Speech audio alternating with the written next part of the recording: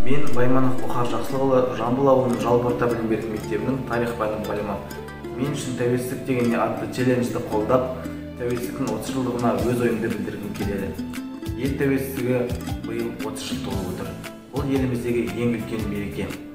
Тәуелсіз деген сөздің мағынасын жете түсіне білген адамға бұл сөз күш-жігер, қажыр-қайрат сыйлайтыны ақиқат.